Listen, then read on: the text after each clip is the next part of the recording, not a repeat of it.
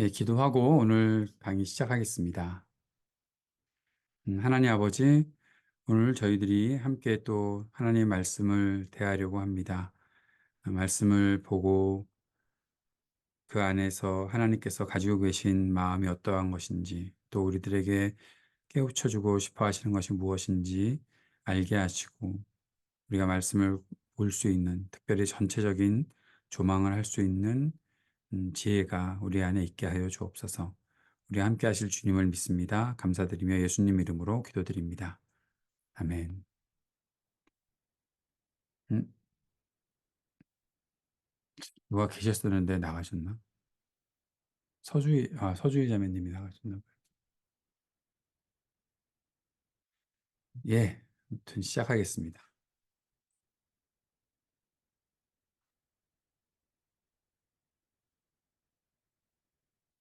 어,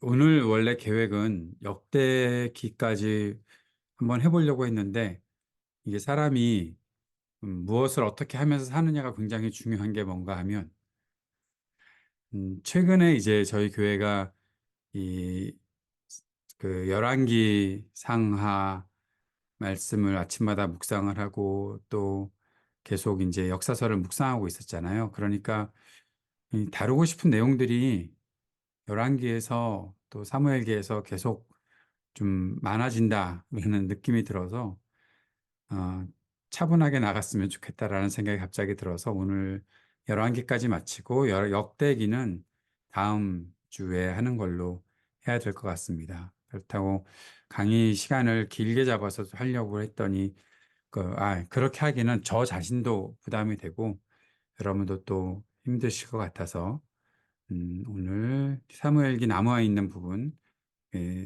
사울의 몰락을 지난주까지 보았었고 오늘은 다윗이 왕으로 세워지는 과정들 그리고 그 안에 또 사울이 어떠한 모습을 갖고 있는지 함께 생각해 보는 시간을 가지려고 합니다. 오늘은 이제 다윗의 나라라고 해서 사무엘기의 그 후반부를 시작하게 되는데요. 사울이 폐위가 되었죠. 그리고 다윗이 두 번째로 왕으로 기름 부음을 받습니다. 그런데 우리 그 사무엘기를 읽다 보면 다윗이 굉장히 무시를 당하는 것을 보잖아요. 이 이세의 아들들 중에서 왕으로 세울 사람이 있겠다라고 했는데 다윗이 굉장히 무시를 당합니다. 사무엘이 제사를 드리러 오겠다고 하면 형제들을 다 모아놓고 가족들을 다 모아서 사무엘을 대접해야 할 텐데 어, 왜 다윗은 왜 그 자리에 없었을까? 그러한 생각을 하게 되죠. 왜 그랬을까요? 특별히 또 다윗 정도면 음, 어머니가 소개가 돼야 되지 않을까 하는 그런 생각도 드는데 다윗의 어머니도 소개되지 않는 그런 모습들도 이렇게 약간 의아하게 여겨지는 그런 내용이기도 합니다. 그래서 어떤 학자들은 다윗이 서자가 아니었을까? 이세가 첩에게서 난 아들이 다윗이 아니었을까? 하는 그러한 이야기를 하는 사람도 있습니다. 그러나 성경이 그것을 이야기하지 않으니까 거기에 대해서는 우리가 뭐 무엇이 맞다라고 말할 수는 없지만, 음, 어쨌든 다윗이 굉장히 무시를 당했고 어떤 면에서는 다윗은 밑바닥에서부터 시작하는 그런 인생을 에, 그렇게 가졌다라고 보게 되는 것이죠. 그리고 난 다음에 이제 왕의 사위가 되고 또 왕위에 오르는 그런 일들이 있게 됩니다. 그런데 여기에 또 한 가지 다윗이 겪게 되는 고통이 있죠. 바로 사울이 다윗을 질투하고 다윗에게 고통을 주었던 그런 일들입니다. 그래서 다윗은 오랜 세월 동안 도피 생활을 하게 되었던 것이죠. 계속해서 쫓겨다니는 생활을 하게 되는 다윗의 모습들을 보게 됩니다.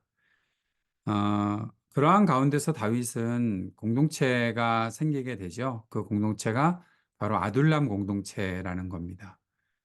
근데 이 아둘람 공동체가 어떤 면에서 다윗에게 이 힘을 모아주는 사람들이었다라고 보면 되겠는데, 이 다윗에게 힘을 모아주기 위해서 온 사람들이 아니라 다윗을 통해서 힘을 얻기를 원한 사람들이 모여오지 않았나 싶은 생각이 드는 거죠.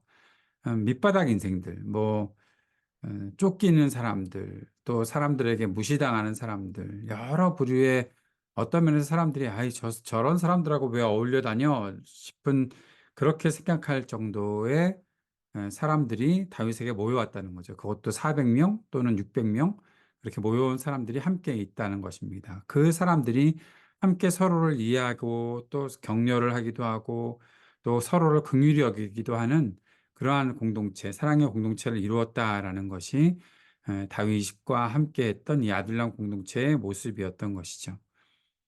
또 하나 우리가 다윗에게서 보는 아주 특별한 장면이 있는데, 다윗이 사울의 아들이었던 요나단에게 사랑을 받았던 모습입니다.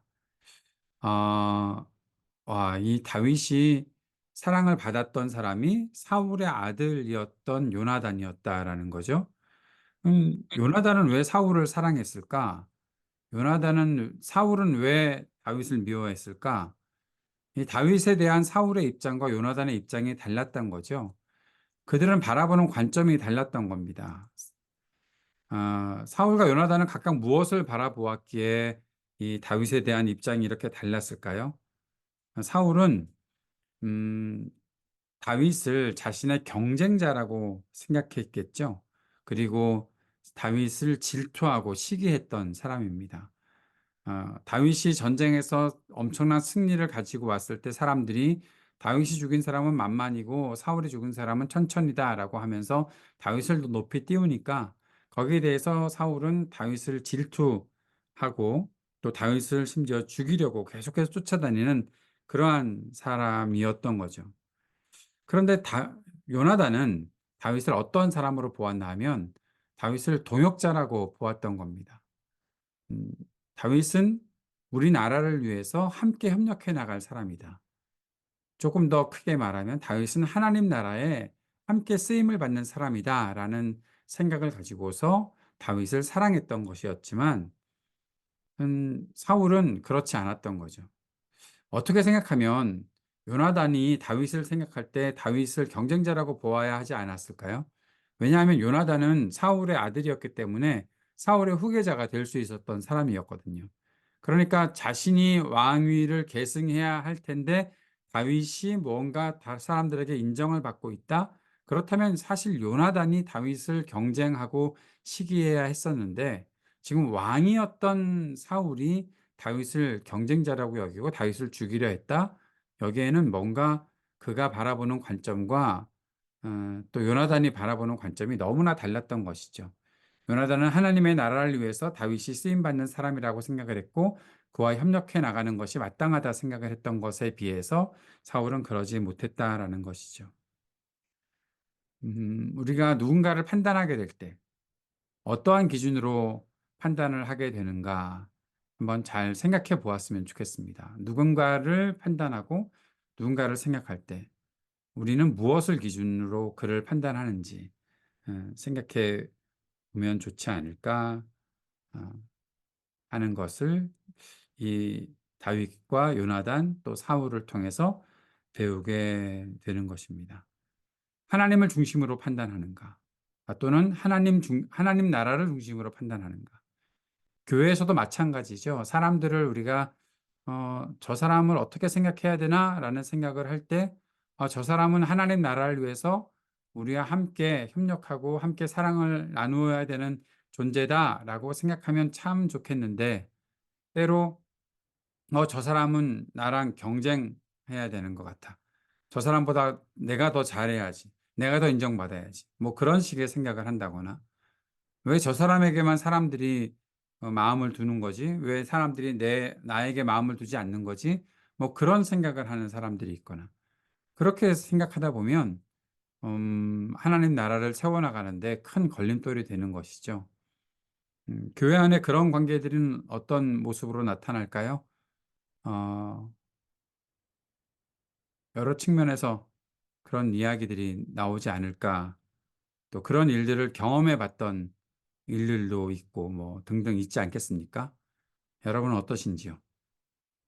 음, 교회 안에서 요나단이 다윗을 생각했던 것처럼 하나님 나라의 관점으로 하나님 나라를 생각하면서 그 안에서 함께 협력하고 동역해 나가야 될 사람으로 생각한다면 우리가 누군가를 시기하거나 질투하는 것 막아낼 수가 있을 것이고 또 그 속에서 좀 더 하나님 나라를 함께 세워가는 측면에서 서로를 이해하고 함께 손잡아 줄 수 있는 그런 공동체를 이루면 참 좋겠다라는 생각을 해보게 됩니다. 넘어가도 되겠죠? 네. 사울의 몰락을 한 번 더 생각해 보겠습니다. 사울의 몰락 중에 한 가지 꼭 생각해야 될 것이 있는데 아말렉과의 전투가 있을 때 사울이 아말렉의 그 왕 아각을 살려줬던 일들을 보게 됩니다. 그리고 나서 사무엘이 그 아각을 죽이게 되죠. 이 일이 굉장히 나중 후에 이 일과 함께 연결되는 것이 이제 에스더의 이야기인데 아각의 이야기와 연결되는 것이 에스더서입니다. 에스더서에서는 하만이라는 사람이 그 페르시아 제국의 하만이라는 사람이 에스더를 비롯한 그 모르드게와 에스더를 비롯한 모든 히브리 사람들을 죽이려고 하지요. 왜냐하면 그가 그 아말렉의 그 후손이었기 때문에 그렇습니다. 아각과 아말렉의 후손인 하만.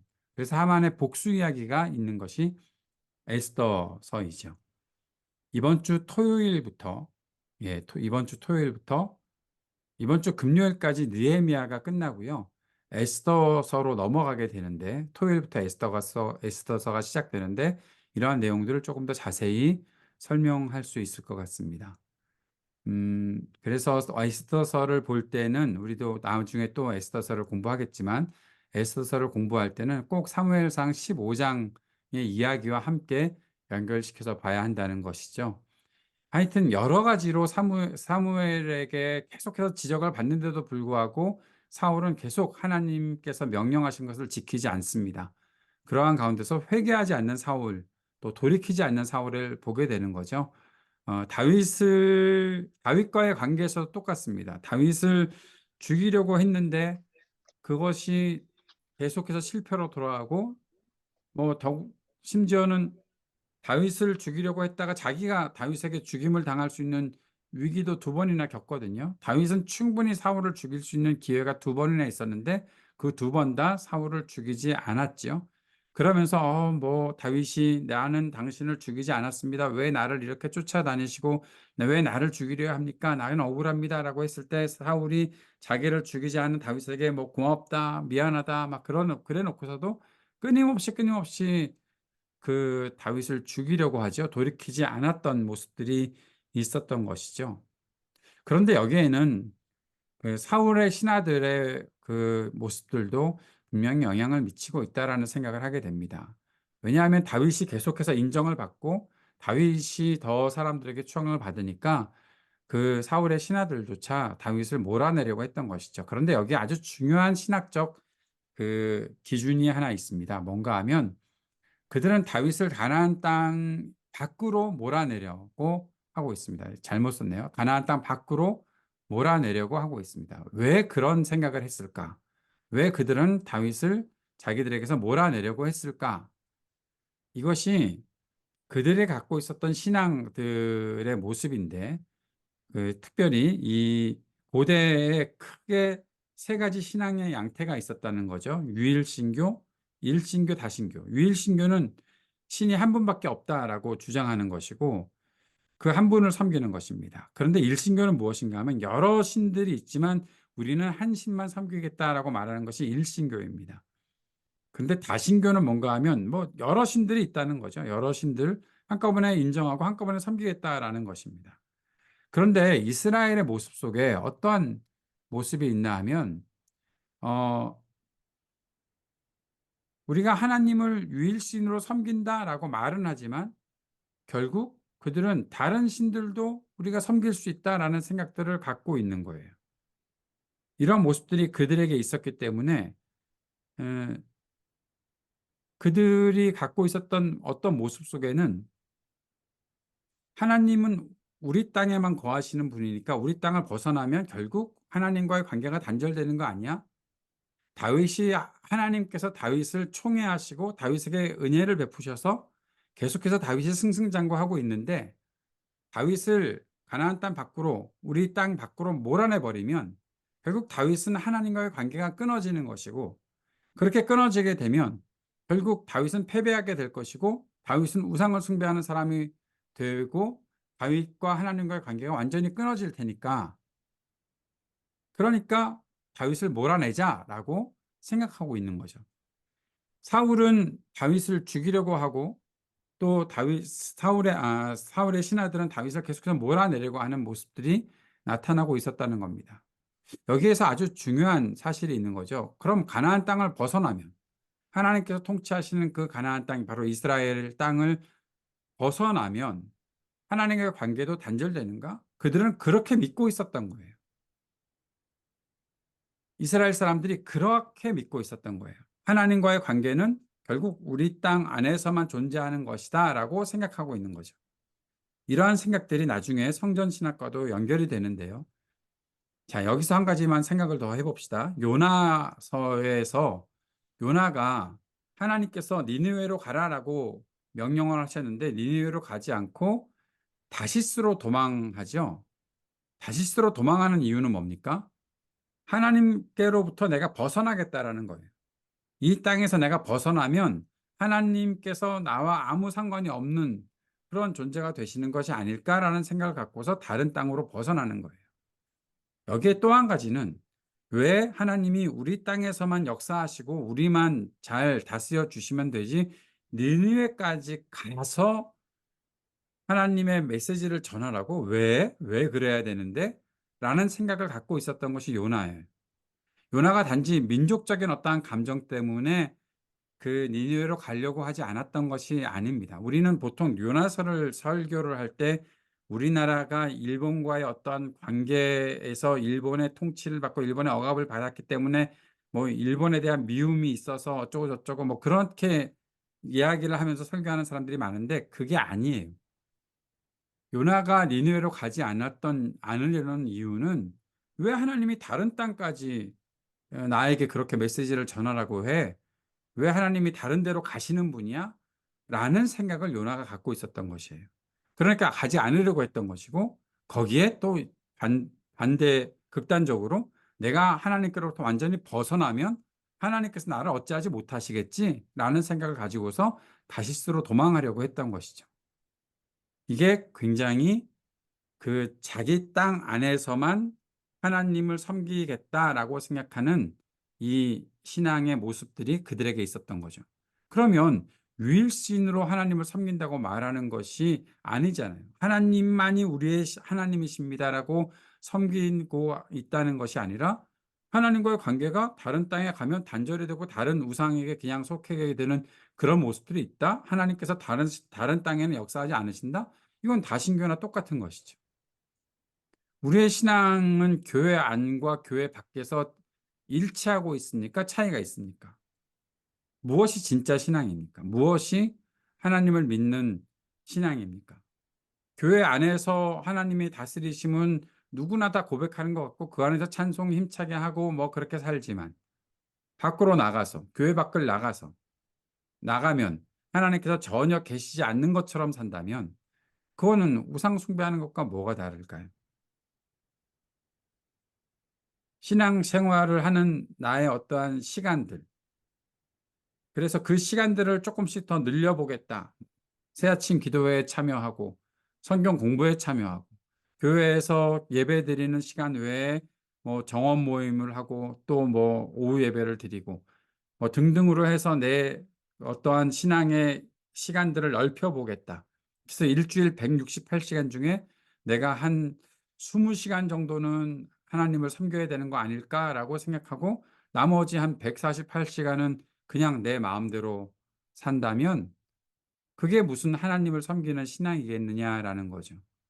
우리가 성경을 배우는 이유, 우리가 하나님 앞에서 말씀을 듣고 말씀을 묵상한 대로 순종하며 살아가는 이유, 내가 하나님 말씀을 조금 더 깨달아 보려고 애쓰는 이유, 그 모든 이유는 내가 살아가는 모든 삶의 순간들, 내가 잠을 자고 먹고 마시고 친구들과 놀기도 하고 직장에서 일을 하고 또 여러 생활을 하는 그 모든 생활 속에 하나님의 통치가 있다는 것들을 알고 그 속에서 하나님을 내가 섬기겠습니다라는 그런 고백을 가지고서 살기 위해 하나님 말씀을 배우고 하나님께 예배하고 하는 것이어야 하는데, 우리는 단지 그 시간만 하나님께 예배한다라고 생각을 한다면 우리가 이 당시의 사람들과 다를 것이 없겠다. 사울이 그렇게 몰락하는 것과 다를 것이 없겠다라는 생각을 하게 된다는 것입니다. 하나님은 어디에나 계시는 하나님이십니다. 에스겔 1장 1절에 재미있는 말씀이 있습니다. 서른째 해 넷째 달 초닷새에 내가 그발 강가 사로잡힌 자 중에 있을 때 하늘이 열리며 하나님의 모습이 내게 보이니. 에스겔이 본 환상이에요. 그런데 에스겔이 어디서 하나님을 보게 되었습니까? 그발 강가. 그발 강가는 이스라엘이 가나안 땅에 있었던 것이 아니죠. 페르시아, 그 완전히 그 이방인들 속에 있었던, 이방에 속해 있었던 곳입니다. 거기에 하나님이 나타나셨어요. 에스겔이 기절초풍할 노릇이죠. 여기에 하나님이 계셔? 이스라엘이 바벨론 땅으로 포로로 생활을 떠나는 것을 아주 극도로 슬퍼하고 그 아파했던 이유가 뭘까요? 그것은 그 땅에 가면 하나님이 없다는 거거든요. 그 땅에는 하나님이 안 계실 텐데. 우리가 하나님의 백성인데, 하나님의 백성이라면 우리가 이 땅에서 살아야 하는데, 예루살렘 성전이 있는 곳에 살아야 하는데, 예루살렘 성전 다 무너져 버렸고 우리가 포로 생활로 끌려간다. 와, 이거는 있을 수가 없는 일이야. 그들이 그렇게 생각했던 것이죠. 그런데 그발강가에서 하나님께서 모습을 보여주셨어요. 이방 땅에서도 하나님을 만날 수 있다는 사실을 알게 되었어요. 예, 그래서 이 에스겔이 그 환상을 보았던 것이, 그 속에서 하나님을 보았던 것이, 그발강가에서 하나님을 만났던 것이 너무나 놀라운 일이었고, 사실 이때로부터 시작해서 이스라엘 백성들은 이방 땅에, 자기들이 거하는 땅에 회당을 세우고 하나님을 함께 섬기고자 하는 모습들을 갖게 되었던 것입니다. 예. 어디에나 계시는 하나님. 이 사실을 우리가 인식하는 것이 이 사무엘기를 보면서 생각해야 되는 것이고, 그리고 앞으로 이어지는 이스라엘 역사 속에서 하나님께서 계속해서 나타나고 계시다. 앞으로 선지서를 볼 때에도 특별히 에스겔 또 다니엘 같은 이러한 선지자들이 나타날 때에 우리가 와, 그들이 어디서 하나님을 만나고 어디서 하나님과 함께 그 소통하고 말씀을 받고 그렇게 하나님께서는 어떻게 역사하시는가를 깨닫게 되는 것은 우리의 신앙에 굉장히 큰 전환을 가져오게 되는, 그리고 도전을 하게 되는 모습이다 생각해 볼 수가 있습니다. 자, 그런데 이렇게 사무엘기가 진행이 되다가 이제 다윗의 이야기를 조금 더 하다 보면 다윗이 범죄하는 장면이 나타나 있죠. 사무엘하 11장에 다윗의 죄가 나타나 있습니다. 다윗이 유부녀였던 밧세바를 범하고 또 그의 남편 우리아를 죽이는 그러한 죄를 저지르게 되었지요. 그리고 나단이 다윗을 책망하고 다윗이 하나님께 회개하는 장면이 나타나 있습니다. 자, 다윗은 범죄했는데 이러한 다윗이 왜 하나님 앞에서 그렇게 쓰임받는 위대한 왕이 되었을까요? 다윗의 위대함은 어디에 있을까요? 다윗의 위대함은 다윗이 자신의 죄와 약함을 인정하고 하나님의 긍휼을 구했다는 것에서 다윗의 위대함이 나타나는 것입니다. 그러니까 다윗이 위대하다는 것은 다윗 스스로가 위대한 것이 아니라 하나님의 위대하심을 나타내는 사람이 다윗이 되었기 때문에 다윗이 그렇게 믿음의 모범이 되고 위대한 왕으로 살아갈 수 있었다라는 것이죠. 다윗은 하나님께서 오래 참으신다. 하나님은 자비하신 분이시다. 하나님은 인애로우신 분이시다. 하나님은 긍휼이 충만하신 분이시다라는 사실을 다윗 자신의 회개를 통해서 나타내 보인 것입니다. 그래서 다윗이 위대한 믿음의 사람이 되었던 것이고 하나님의 마음에 합한 사람이 되었던 것이죠. 우리가 생각해야 되는 것은 이것입니다. 하나님께서 왜 심판하시는가? 그것은 우리가 죄를 범했기 때문이 아니라 우리가 회개를 거부했기 때문에 심판하시는 것이죠. 우리가 회개의 기회를 놓치기 때문에 하나님께서 우리를 심판하신다는 것입니다. 하나님은 우리가 죄를 범한다는 것을 알고 계십니다. 그러나 우리가 죄를 회개하고 돌이키면 하나님께서는 긍휼을 베푸십니다. 그럼에도 불구하고 심판을 당하는 것은 결국 회개를 거부했기 때문이다라는 것이죠. 예수님께서 말씀하실 때 성령을 회방하는 자들은 음 결코 용서를 받지 못한다고 말씀하셨던 이유가 거기에 있는 거죠. 무엇인가 하면 성령은 우리를 회개케 하시는 분이신데 우리를 회개케 하시는 성령의 역사를 거부한다? 그 성령의 역사를 회방한다? 그렇다면 결국 심판을 받게 될 수밖에 없다라는 사실을 말씀하시는 것이죠. 결국 하나님의 심판은 우리가 회개를 거부하고 회개의 기회를 저버렸기 때문에 오는 것이다라는 사실을 가르쳐 주는 것입니다. 그것이 다윗의 범죄를 통해서 우리가 볼 수 있는 교훈이죠. 다윗은 하나님의 마음에 합한 사람이라고 말하고 있습니다. 하나님은 다윗을 가리켜서 하나님 마음에 맞는 사람이라고 말씀하시죠. 사도행전 13장 22절 하반절에 내가 이새의 아들 다윗을 만나니 내 마음에 맞는 사람이라 내 뜻을 다 이루리라 하시더니라고 말씀하고 있습니다. 음, 다윗은 하나님의 마음에 맞는 사람이었다. 다윗은 책망을 받으면 회개했던 사람이었죠. 회개의 기회를 놓치지 않았던 사람이 다윗이었던 것입니다. 그런데 사무엘기 이후에 이제 열왕기에 나타나는 수많은 왕들은 그렇게 다윗처럼 회개하지 않았죠. 회개하라고 책망하면 도리어 그 책망하는 선지자들을 고통스럽게 하고 심지어 거부하고 또 심지어 죽이기까지 했던 사람들이 바로 그런 사람들이었다라는 사실을 우리는 성경을 통해서 보게 됩니다. 하나님의 마음에 맞는 사람으로 살아가려면 회개의 기회를 놓치지 말아야 한다라는 것입니다. 우리가 어떻게 완벽한 사람일 수가 있겠습니까? 우리는 어, 지금도 연약한 사람이고 부족한 사람이고 또 언제 또 어떻게 죄를 범할지 모르는 그러한 아주 여리여리한 사람들입니다.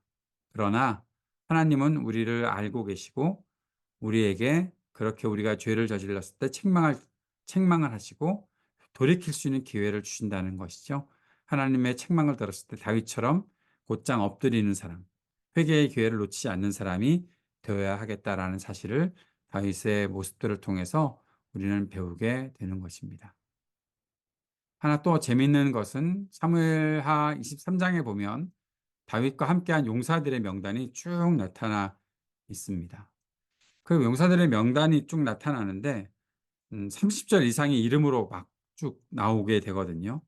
성경을 읽을 때마다 이름들이 나오면 와, 이거 이름들이 이렇게 나와. 그렇게 생각하거든요. 사실 내일 우리 느헤미야서를 또 계속 묵상할 텐데 느헤미야서 내일 또 이름이 쭉 나오게 됩니다. 어떤 분이 오늘 우리가 새 아침 기도회 때 일어나서 성경을 읽었거든요. 그 학자 에스라가 성경을 읽을 때 사람들이 다 일어났다라는 모습을 보면서 어저께 그 말씀을 읽다가 아, 그렇게 한번 해야 되겠다라는 생각이 들어서 오늘 아침에 그렇게 일어나서 읽었어요. 근데 너무 좋더라고요. 오늘 나오셨던 분들은 아마 아시겠지만 너무 좋은데 지금 살짝 고민이 되는 게 내일 아침에 또 사람들 이름을 쭉 읽어야 되는데 일어나서 읽어야 되나 뭐 싶은 생각이 드는데 일어나서 읽어야 할 것 같긴 합니다. 그런데 아무튼 사람들 이름이 이렇게 막 나와요. 성경에 수없이 나와요. 특별히 역대상을 우리가 뛰어넘어갔던 이유 중에 하나는 1장부터 시작해서 계속해서 사람들의 이름이 나오기 때문에 우선 좀 뛰어넘어갔는데 언젠가 할 거예요. 언젠가 다 읽긴 읽을 텐데. 어쨌든 그런 이름들이 기록된 이유가 뭘까라는 거죠. 특별히 사무엘하 23장에 다윗의 용사들의 명단이 나오는데 그 이름이 나오는 이유는 다윗 혼자 세운 왕국이 아니라는 겁니다.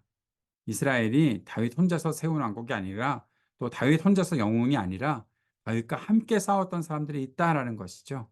어떤 면에서는 다윗 한 사람이 막 부각되고 나타나는 것이 뭐 당연한 일 아니야 그러겠지만 성경은 함께 수고하고 헌신한 사람들을 소개하고 그런 과정에서 한 사람을 우상화하는 것을 극도로 경계하는 모습을 보여주고 있다라는 것이죠. 사람들이 있다라는 겁니다. 느헤미야서 읽고 이번 주에 묵상하다가 깨닫게 된 것이 그거예요. 느헤미야라는 이름이 나타나질 않아요. 뒤에 나오는 몇 번의 8장 9절 10절 뭐 거기에 느헤미야 이름이 기록되어 있고 또 나오기도 하는데 그것은 많은 학자들이 후대에 첨가된 것이 아닐까라고 이야기를 하기도 합니다. 느헤미야의 이름은 처음 1장에 등장하는 거 외에 나오질 않아요. 그러니까 느헤미야는 그냥 대명사로만 등장을 하고 있거든요. 왜 그런가 하면 느헤미야를 영웅으로 만들고자 하지 않으시는 하나님의 의도가 있는 것이죠. 느헤미야가 스스로의 이름을 밝히지 않는 이유, 자신이 총독으로 있고 또 자신이 하는 일이 굉장히 위대한 일인데 그럼에도 불구하고 느헤미야의 이름을 많이 드러내지 않는 이유는 그가 영웅으로 세워지는 것은 하나님께서 원하지 않는 일이에요. 성경은 하나님께서 하시는 일들을 우리에게 가르쳐 주고 있고 또 하나님의 사람들로 쓰임 받는 사람들을 더 함께 세우고 싶어 하시는 것이 하나님이시고 그래서 그 사람들의 이름이 계속 기록되어 있는 것입니다.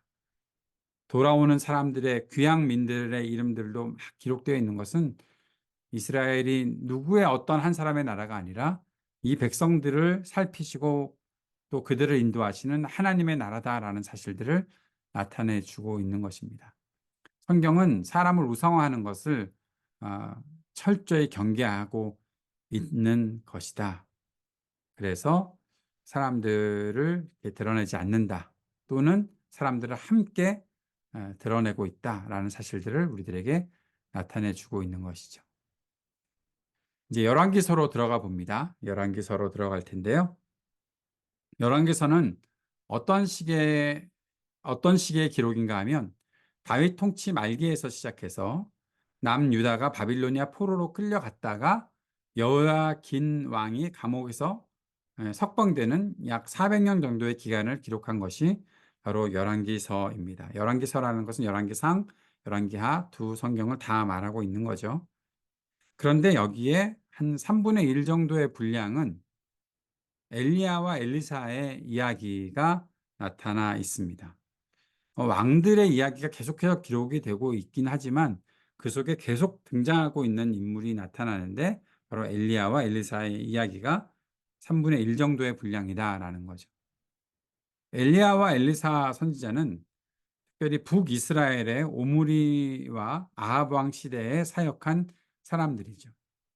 어, 우리가 지난번에 열왕기가 신명기 역사서라는 것을 배웠었죠. 신명기 역사서로 나뉜다. 그리고 역대기 역사서가 있다. 신명기 역사서라는 것은 뭔가 하면 바빌로니아 포로기에 기록된 책인데 왜 우리가 포로기를 살아야 하는가라고 하나님 백성이 이렇게 심판받을 수밖에 없었던 이유를 기록하고 있는 것이 신명기 역사서라고 했고 열왕기는 바로 그러한 신명기 역사서라는 것이죠. 그래서 이 엘리야와 엘리사 선지자가 나타나서 이 오므리 왕과 아합 왕 시대에 계속해서 하나님의 메시지를 전하면서 책망하고 있는 이렇게 우상을 숭배하는 왕들의 이야기들을 기록하면서 이랬기 때문에 우리가 이렇게 포로 생활을 할 수밖에 없다. 북이스라엘이 아시라에게 멸망하고 또 남유다도 바빌론에게 멸망하는 일들이 있을 수밖에 없었다라는 사실들을 기록해 놓고 있기 때문에 여기에서 그 시대에 아주 강력하게 사역했던 엘리야와 엘리사의 이야기가 나타나는 것은 당연하다라는 것을 볼 수가 있습니다. 엘리야와 엘리사는 이스라엘이 우상 숭배에 몰두하고 바알 숭배를 할 때였던 오므리와 아합 왕 때의 잘못된 우상 숭배에 맞서서 정말 혈혈단신으로 싸웠던 애를 쓰며 싸웠던 선지자들이었다라는 사실을 보여주고 있는 거죠. 열왕기는 400년의 기록의 그 중심에 엘리야와 엘리사를 배치하고 있습니다. 그래서 하나님을 저버리고 심판을 받을 수밖에 없었던 이유를 알려주는 것이 바로 열왕기서의 목적이다라는 것을 보여주는 것입니다. 엘리야와 엘리사의 여러 가지 기적 같은 이야기들이 있지만 그 기적들은 무엇을 나타내 주고 있는가 하면 바로 하나님의 사람들은 이 우상 숭배에 맞서서 싸우는 사람들이었고 그 하나님의 말씀을 따르는 사람들을 하나님께서 보호하시고 이끌어 주신다. 기적과도 같은 일들을 경험하게끔 하시면서 하나님께서 계속해서 메시지를 전해 주시고 그를 따르는 사람들을 세워 주셨다라는 사실들을 엘리야와 엘리사를 통해서 우리들에게 보여주고 있는 것입니다. 그리고 열왕기서에서 우리가 보게 되는 아주 중요한 메시지는 바로 솔로몬의 통치죠. 솔로몬이 어떻게 통치하는가.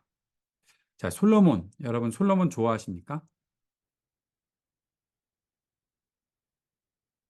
예, 질문입니다. 솔로몬은 어떤 사람입니까? 여러분이 생각하는 솔로몬. 예, 질문입니다. 네.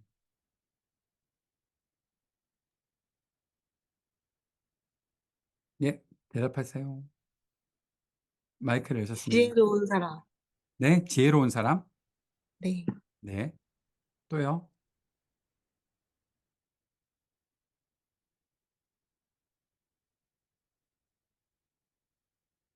계속 저와 새아침 기도회를 했던 분들은 아마 대답하기 싫으실 것 같아요. 왜냐하면 제가 참 솔로몬, 아, 제가 참 솔로몬을 참 그렇게 생각하고 있기 때문에. 솔로몬은 금수저였습니다. 솔로몬은 다윗과 완전히 달랐죠. 다윗과 비교되는 인물입니다. 다윗은 아까 말씀드렸던 것처럼 어떤 면에서 굉장히 밑바닥부터 시작했던 사람이에요. 어, 정말 아버지한테도 인정을 못 받았던 사람. 그 아버지가 다윗의 이름을 부르지도 않아요. 음, 막내가 하나 있는데 뭐 그러면서 이야기를 시작하고 그렇게 등장했던 사람이 다윗이었죠. 형들이 전쟁에 나갈 때 다윗은 전쟁에도 못 나가요. 제사드리는 모임에도 못 왔으니 전쟁에 나가겠습니까? 그냥 형들의 안부를 한번 알아오라는 심부름만 할 뿐이었어요. 그러다가 골리앗을 죽이고 그 장군이 되는 거죠. 그런 면에서 보면 솔로몬은 태어날 때부터 왕자였어요. 예, 태어날 때부터 왕자였던 사람이 솔로몬이었다. 음, 그런데 솔로몬은 왕이 되었어요. 왕이 되고 엄청난 권력을 차지합니다. 하나님께 지혜를 구했고 그 지혜를 통해서 엄청난 권력을 차지했지만 결국 솔로몬은 이를 지켜낼 수 있는 힘이 하나도 없었어요. 결국 솔로몬이 힘이 없으니까 이 권력이 엄청나게 많은데 이것을 지켜야 되잖아요. 나라를 세우고 나라가 부강해졌는데 이것을 지켜내야 되잖아요. 사실 아버지가 다 물려준 거잖아요. 모든 것들이 아버지가 물려준 거예요. 전쟁에서 승리는 다 아버지가 했었어요. 아버지는 다 전쟁을 마쳤어요. 솔로몬의 시대는 그냥 평화로운 시대였어요. 그런데 솔로몬이 생각을 해보니까 이게 지켜낼 만한 힘이 없으니까 전쟁으로 다 이겼는데 나중에 자기가 이걸 어떻게 유지해? 그럼 나도 계속 전쟁을 해야 돼? 생각을 하다가 전쟁하지 않는 방법 묘책을 실행하죠. 그것은 이방 공주들과 결혼했던 거예요. 다른 나라의 공주들과 결혼을 했죠. 이게 솔로몬의 지혜였을까요? 네.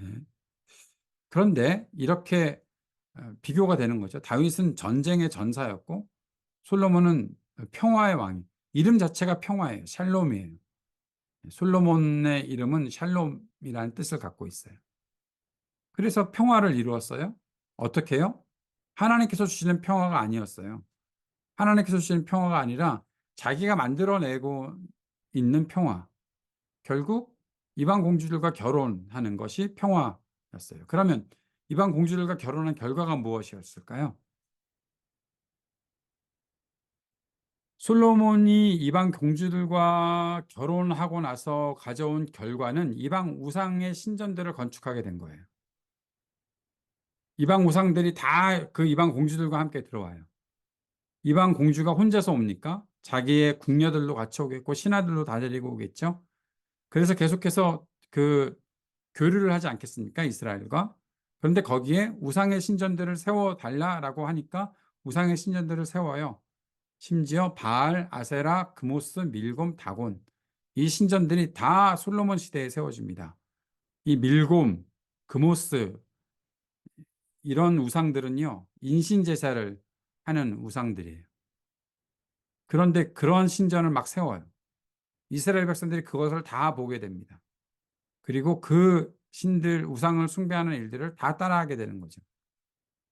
어떻게 생각하면 어떤 신학자는 이렇게 주장을 하는데, 그 신전들 중 하나가 여호와 하나님을 위한 성전이 아닐까? 솔로몬이 성전을 세웠는데, 성전을 세우는 것에 아주 심혈을 기울였다고 하지만 수많은 신전들을 세워나가면서 결국 하나님을 위한 성전도 그 신전들 중에 하나가 아니었나 싶은 생각이 들 정도로 신전들을 수십 개를 세워나간다는 거예요. 그러면 솔로몬을 긍정적으로 생각하는 이유는 뭘까? 아까 우리 최고원 자매님 말씀하셨던 것처럼 지혜? 솔로몬이 지혜로운 왕이었기 때문에 솔로몬의 통치가, 솔로몬이라는 왕이 우리들에게 긍정적인 측면으로 부각이 된다?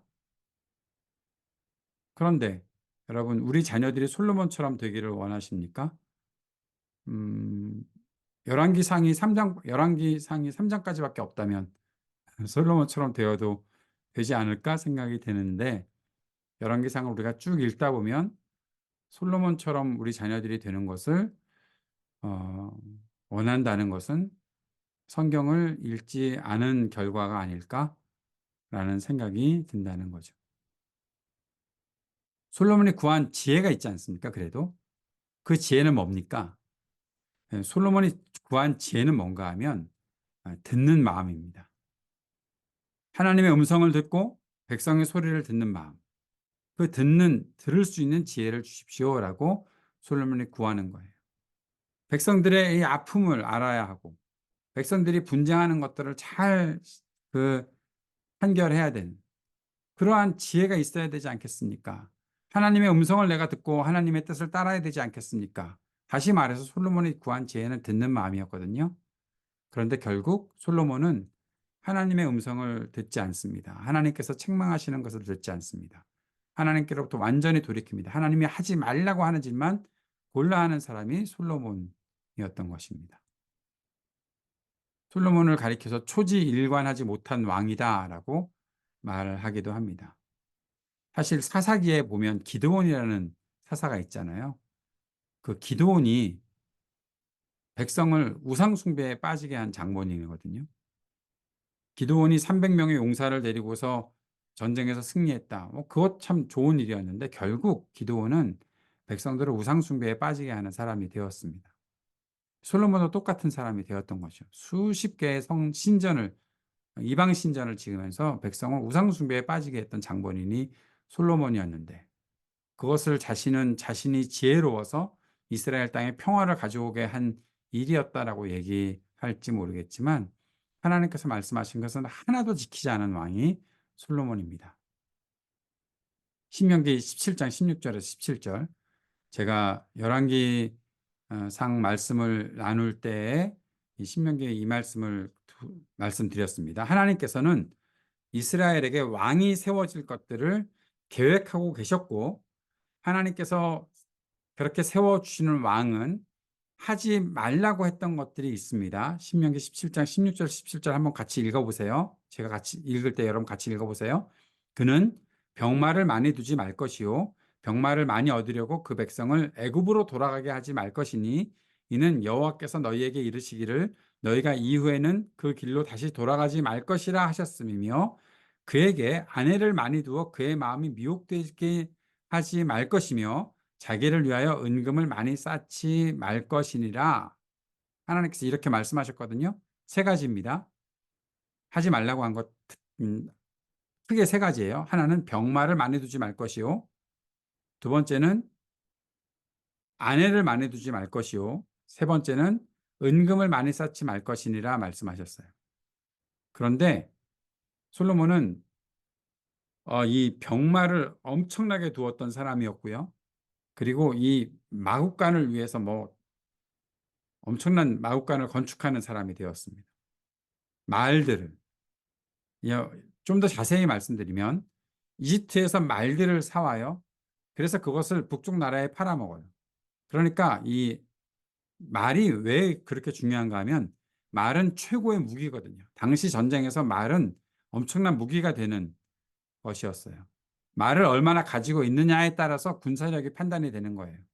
그러니까 솔로몬이 이집트에 좋은 말들이 많으니까 이집트에서 말을 사와서 그걸 말을 팔아먹어요. 그러니까 병기 중개상이 되는 거죠. 근데 여기 뭐라고 말씀하셨어요? 그 백성을 말을 얻으려고 백성을 애굽으로 돌아가게 하지 말라고 하셨는데 솔로몬은 이집트에서 말을 사왔어요. 하나님께서 하지 말라고 하는 일을 아주 골라서 고급지게 한 사람이에요. 예. 하나님은 이스라엘 백성이 이집트로 돌아가는 것을 너무너무 싫어하세요. 정말 싫어하세요. 그러니까 다시는 그 길로 가지 말라고 하고 나중에 열왕기 하까지도 읽어보면 계속해서 이집트를 의지하는 일들을 하지 말라고 하나님께서 그렇게 말씀하시는데 결국 계속 바벨론이 우리를 쳐들어와 그러면 우리가 바벨론을 이기려면 이집트와 동맹을 맺어야지 했던 것이 이스라엘의 모습이었거든요. 남쪽 유다의 모습이었거든요. 제가 솔로몬을 이렇게 비판을 하면서 요시야 왕을 계속해서 부각시키잖아요. 아마 새아침 기도회 때 말씀드렸던 분들은 아실 겁니다. 그런데 요시야 왕은 이집트와의 동맹이 맺어졌던 것들을 파괴하거든요. 그래서 결국 이집트 왕 바로 느고에게 살해를 당합니다. 요시야가 하나님의 말씀을 정확하게 지켜나가려고 했던 거예요. 뭐 여기에는 뭐 다른 의견들도 있기도 하지만 저는 분명히 그렇게 생각을 해요. 하나님께서 말씀하신 것을 그대로 지키려고 요시야가 이집트와 평화 조약을 다 깨뜨려 버리고 이집트와 싸우러 나갔다가 결국에는 이집트 바로에게 죽임을 당했다라는 거거든요. 하지 말라고 했던 일이니까 그거 하지 않았던 거예요, 요시야는. 반면에 솔로몬은 그렇지 않았던 거예요. 말을 얻으려고 이집트로 가요. 두 번째, 솔로몬은 아내를 많이 두었어요. 1,000명이었잖아요. 예, 계속 바로의 사위가 되기도 했습니다. 이집트의 공주와 결혼도 했으니까. 아내를 많이 두었어요. 뭐 1,000명이나 됐다고 얘기를 하잖아요. 세 번째, 자기를 위하여 은금을 많이 쌓았다. 솔로몬은 엄청난 부를 축적했던 사람입니다. 어떤 분들은 솔로몬이 하나님께서 복을 주셔서 그렇게 재물이 많았다라고 말씀하시는 분들도 계실지 모르겠지만 분명히 말씀하세요. 자기를 위하여 은금을 많이 쌓지 말 것이다. 하나님께서 이스라엘을 부강하게 하시는 이유가 있고 솔로몬에게 부를 주셨던 이유가 있죠. 그것은 그것들을 사용해서 이스라엘 백성이 함께 부강해지는 것을 원하셨는데 솔로몬은 그렇게 하지 않았어요. 자기를 위해서 은금을 쌓았어요. 솔로몬은 계속해서 이렇게 몰락하고 있는 겁니다. 솔로몬의 가장 큰 몰락 중에 잘못 중에 하나가 뭔가 하면 토목공사예요. 40년 동안 솔로몬이 통치하는 40년 동안 이스라엘은 계속해서 토목공사를 해요. 무엇을 하나 하면 수십 개의 신전을 짓고요. 화려한 왕의 궁전을 지어요. 하나님의 성전을 짓는 것도 많이 했지만 자기의 궁전을 지으려고 솔로몬은 엄청난 돈을 투자하고 그렇게 쌓아갑니다. 국고성을 쌓고 병거성을 쌓고 마병성을 쌓았어요. 앞에서 말씀드렸던 것처럼. 왜 이런 것들을 합니까? 결국 솔로몬은 계속되는 건축을 통해서 이스라엘을 완전히 요새를 만들어놔요. 이스라엘이 가는 곳마다 요새가 되었어요. 전쟁을 치를 수 있는 요새. 이스라엘이 전쟁에서 이기는 것이 요새를 잘 쌓아서 이기는 겁니까? 아니요, 그렇지 않아요. 이스라엘이 전쟁에서 이기는 것은 오직 하나님께 달려 있어요. 하나님께서 이기게 하시면 이기는 것이지 말이 많다고 이기는 거 아니에요. 군사력이 가능하다고 이기는 거 아니었잖아요. 솔로몬은 그걸 다 무시하고 있는 거예요. 이 토목공사의 부작용이 나타납니다. 40년 동안에 솔로몬이 계속해서 토목공사를 벌였기 때문에 백성들은 계속 강제 노역에 동원이 되고 결국 백성들은 불만이 쌓아졌어요.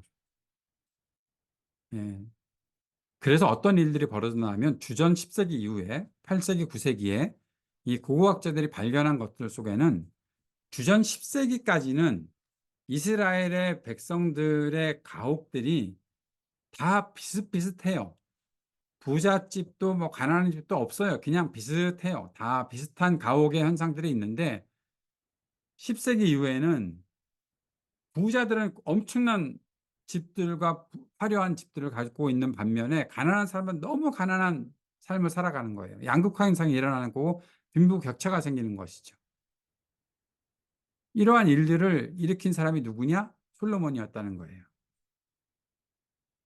신명기에서 가난한 사람들이 없었다라고 말하잖아요. 가난한 사람들이 없게 할 것이라고 말씀하십니다. 하나님께서는. 너희들이 나의 명령을 잘 지키면 너희 중에 가난한 사람이 없을 것이다 말씀하셨는데 그것이 결국 사도행전 4장에서 나타나잖아요. 사도들이 함께 초대 교회가 생길 때 서로가 서로의 필요를 채워주는, 서로가 자기의 재물을 다 팔아서 서로의 필요를 채워주는 일을 통해서 그 공동체에 가난한 사람이 없었다라고 말씀하고 있는데 이 일들이 하나님의 말씀이, 하나님의 율법이 다 무너져 버리니까 결국에는 빈부격차가 생겨나고 양극화 현상이 나타나는 거예요. 이게 하나님 말씀 지키지 않은 결과예요. 모두가 함께 아름답게 공동체를 이루어야 하는데 그러한 공동체가 생기지 않고 결국 가난한 사람들은 계속 가난하게 내버려 두고 그것을 결국에는 너네들이 잘못해서 그런 거라고 얘기하는 그러한 일들이 어, 하나님 백성 공동체에 나타나고 있다는 거죠. 이것은 솔로몬이 엄청난 잘못을 저지른 것입니다. 그래서 솔로몬을 가리켜 가나안 땅에 등장한 또 하나의 바로였다라고 얘기를 하는 거죠. 이스라엘 백성들이 이집트에서 바로의 통치 아래서 굉장히 고통스러운 삶을 살았다가 그 신음소리를 듣고 하나님께서 이스라엘을 구원해 주셨는데 가나안 땅에 들어와서 이스라엘 왕국을 건설하고 아름다운 하나님 나라가 세워질 줄 알았는데 솔로몬이 나타나서 결국에는 하나의 바로가 되어서 사람들을 강제 노역에 동원시키고 결국 그 강제 노역 때문에 또 가난한 사람들이 생겨나고 부자들은 부자들대로 자기들만 잘 먹고 잘 살고 가난한 사람들은 계속해서 노예로 살고 하나님께서 땅을 옮기지 말고 땅을 사고 팔 것이 아니라고 말씀하셨고 자기의 지경을 넘지 말라고 하셨는데 결국 가난해지니까 자신들의 땅을 담보로 잡혀서 먹을 것을 얻고 그러다가 그것을 갚지 못하게 되니까 결국에는 땅을 빼앗기고 자기 스스로가 동족들이 서로를 노예 삼고 하는 일들이 벌어졌다. 이것이 언제부터 시작되는가? 솔로몬 때부터 시작한다는 거예요. 그래서 솔로몬 통치 말기에 하닷, 르손, 여로보암 등의 반란이 계속 일어나고 있는 것들을 보게 됩니다. 솔로몬이 죽고 나서 르호보암이 왕이 됐을 때 사람들이 여로보암을 비롯한 이스라엘 국민의 대표들이 르호보암을 찾아오죠. 그래서 어떻게 할 거냐라고 묻습니다. 열왕기상 12장 4절에 왕의 아버지가 솔로몬이죠. 솔로몬이 우리의 멍에를 무겁게 하였으나 왕은 르호보암이죠. 이제 왕의 아버지 솔로몬이 우리에게 시킨 고역과 매우 무거운 멍에를 가볍게 하소서. 그리하시면 우리가 왕을 섬기겠나이다라고 얘기하거든요. 그랬더니 르호보암이 먼저 좀 나이 든 사람들, 아버지 시대에 계속해서 좀 옳은 소리 했던 사람들이었겠죠. 그들을 불러다가 어떻게 할까요? 하니까 그들의 말을 들어주라라고 그렇게 충고하거든요. 그랬더니 그럼 나랑 같이 계속 자라왔던 사람들에게 한번 물어보자라고 얘기하면서 자기 친구들에게 물어보니까 아니야. 그들을 더 고통스럽게 해야지. 그래야 강력한 왕이 될 수가 있는 거 아니야? 라고 하면서 아버지보다 더 강력하게 백성을 괴롭히겠다고 르호보암이 그렇게 얘기를 합니다. 결국 이 결과 나라가 분열되지요. 사람들이 여로보암을 왕으로 세우면서 그 북쪽 이스라엘을 세우게 됩니다. 남아있는 지파는 단 유다 지파밖에 없어요. 베냐민 지파의 어떤 일부가 그 안에 들어와 있긴 하지만 사실 베냐민 지파의 다른 일부는 다 11지파가 다 북쪽 이스라엘을 세우게 되는 거죠. 이 일들이 결국 솔로몬에게서 나타났다는 거예요. 솔로몬이 지혜로운 왕일까요? 솔로몬의 지혜가 여기까지도 우리가 이렇게까지도 이러한 일들이 나타나고 있는데 우리가 솔로몬을 어떻게 평가해야 할지 지혜로운 왕이다. 예. 열왕기를 잘 읽어보면 3장까지는 지혜로운데 그 생각만 하게 되는 거죠. 그럼 성전 건축은 어떻게 봐야 합니까? 성전 건축. 솔로몬의 성전 지었잖아요. 성전을 건축했잖아요. 솔로몬의 성전 건축해놓고 잘 된 거 아닙니까? 근데 성전도 우리가 생각을 좀 해봐야 됩니다. 전에도 한번 말씀드렸어요. 성막은 이동식 성소였습니다. 이동식 성소라는 것은 그 백성이 어디를 가든지 하나님께서 함께 하시겠다라고 말씀하시는 것이에요. 근데 성전은 고정식 성소입니다. 고정되어 있는 거예요. 그래서 사람들이 성전에 와야 하나님을 만날 수 있다라고 자꾸만 생각을 하게 되는 거예요. 성전 건축 이후에 사람들의 생각은 하나님은 성전에만 계신다라고 딱 거기에 멈춘 거예요. 그래서 성전 때문에 무슨 일이 생기나 하면 이원론적인 신앙이 생기는 거예요. 하나님은 성전 안에 계신다. 성전 밖에는 안 계신다. 어, 그런데요, 재밌는 거는 솔로몬도 이런 고백을 했어요. 성전을 지어놓고 이렇게 고백했어요. 열왕기상 8장 27절에 하나님이 참으로 땅에 거하시리까 하늘과 하늘의 하늘이라도 주를 용납하지 못하겠거늘 하물며 내가 건축한 이 성전이오리이까. 와, 이 솔로몬이 이렇게 또 이야기를 하는데 이렇게 얘기하면서 성전을 만들어 놓긴 했는데 결국 그 성전을 벗어나면 하나님이 안 계시는 것처럼 살아가고 있는 것이 이스라엘 백성의 모습이 되었던 것이죠. 우리가 이번 주일날 스데반에 대한 이야기를 나누게 될 텐데 스데반이 순교당했잖아요. 7명의 교회를 위해서 세워진 사람들, 그들 가운데 스데반이 있는데 스데반이 설교를 하고 나서 순교를 당했어요. 왜냐하면 스데반이 주장했던 게 그거거든요. 하나님이 성전에 계시지 아니하신다. 그렇게 얘기를 했어요. 사도행전 7장 47절 48절에 보면 솔로몬이 그를 위하여 집을 지었느니라 그러나 지극히 높으신 이는 손으로 지은 곳에 계시지 아니하시나니 그랬거든요. 그래가지고 하나님이 성전에 계시지 않는다라고 얘기해서 사람들이 돌을 던져서 스데반을 죽여요. 아니 솔로몬 자신도 하나님이 어떻게 이 성전에만 머무시겠습니까? 라고 얘기를 했었는데 솔로몬이 얘기했던 것은 전혀 이 사람들은 상관이 없어. 그냥 이원론적인 신앙, 성전 안에만 하나님은 계시고 성전 밖에는 계시지 않아. 그러니까 하나님은 뭐 성전 안에만 계시는데 네가 뭐 뭔데 하나님이 여기 계시지 않는다고 해 하면서 돌을 던져 죽인다는 것이죠. 성전만이 하나님의 집입니까? 음. 우리는 어떤 신앙을 갖고 있습니까? 우리가 갖고 있는 신앙은 혹시 성전에만 성전? 여러분, 그 교회 예배당을 성전이라고 말하는 것은 이제 우리가 자꾸 지양해야 되는 태도입니다. 뭐 성전 건축 말은 좋지만 말은 좋은 거 멋있는 것 같은데 그렇게 얘기하면 자꾸 이러한 성전 중심의 어떠한 신앙으로 자꾸 또 회귀하게 되는 거예요. 이미 스데반도 그랬어요. 솔로몬도 성전을 지을 때 그랬어요. 하나님은 사람이 손으로 지은 곳에 계시지 아니하다. 예, 하나님이 왜 거기에만 계셔야 됩니까? 하나님은 온 세상에 계시는 분이시죠. 온 세상에 계시는 분이시다.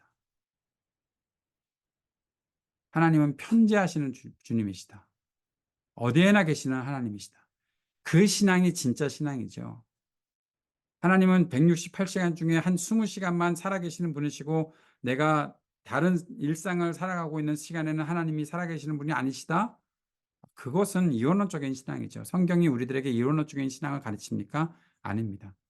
그러면 하나님께서 왜 성전을 건축하겠다고 다윗이 성전을 건축하겠다 했을 때 하나님께서 왜 너 아들을 통해서 성전이 건축될 것이다 말씀하셨을까?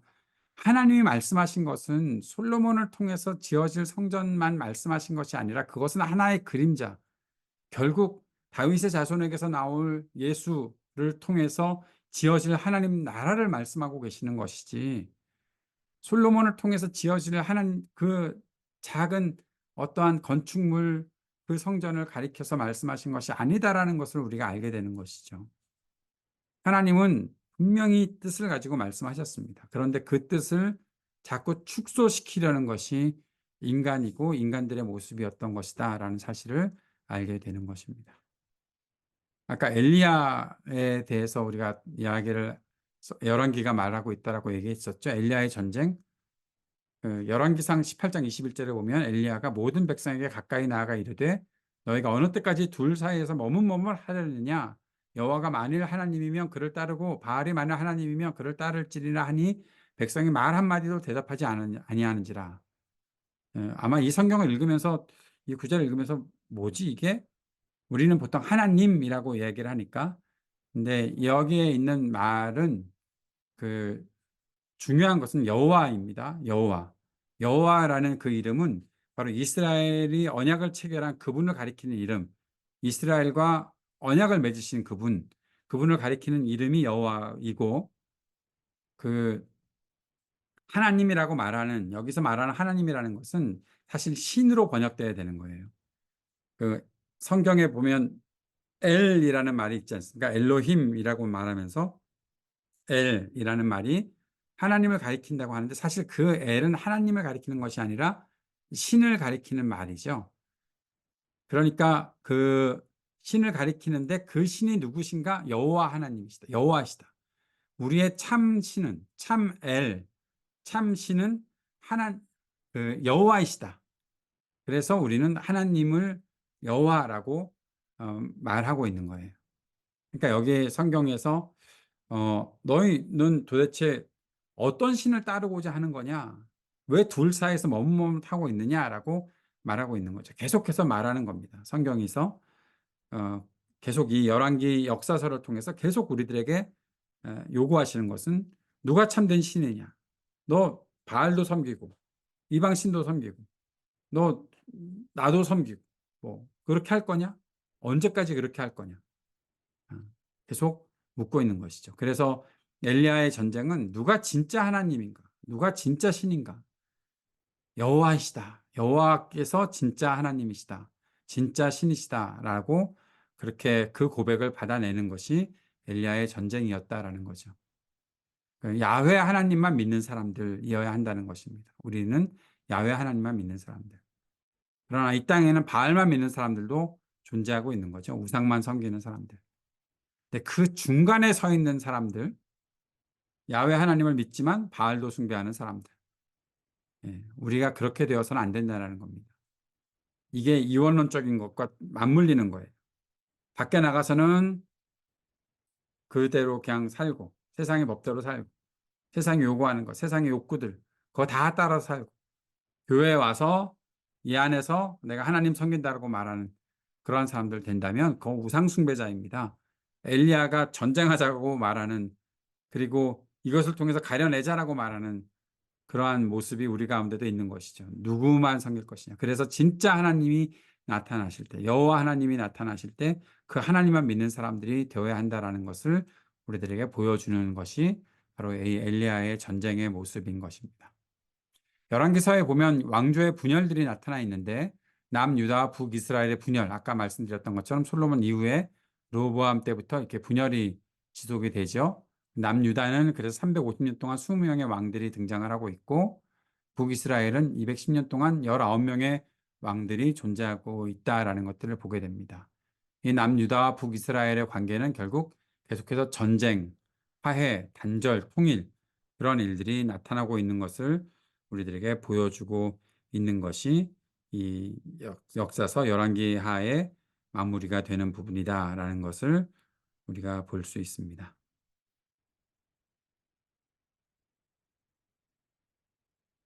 주전 722년에 북이스라엘이 아스리아에 패망하면서 이제 남유다만 남게 되고, 이 당시에 남쪽 유다의 왕이 히스기야였고 또 요시야로 이어지면서 남쪽 유다가 이제 제가 전에 말씀드렸던 것처럼 북쪽 이스라엘 다 멸망했는데, 요시야가 북쪽 이스라엘까지 가서 거기에 있는 산당들까지 다 없애는 일들을 하기도 했다라는 장면이 있었죠. 예.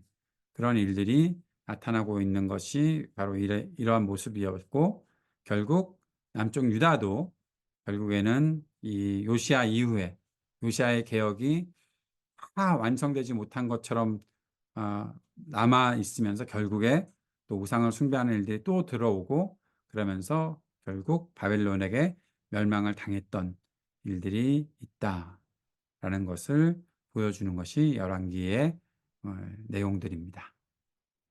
예, 여기까지 오늘 강의를 하고, 혹시 질문이 있으십니까?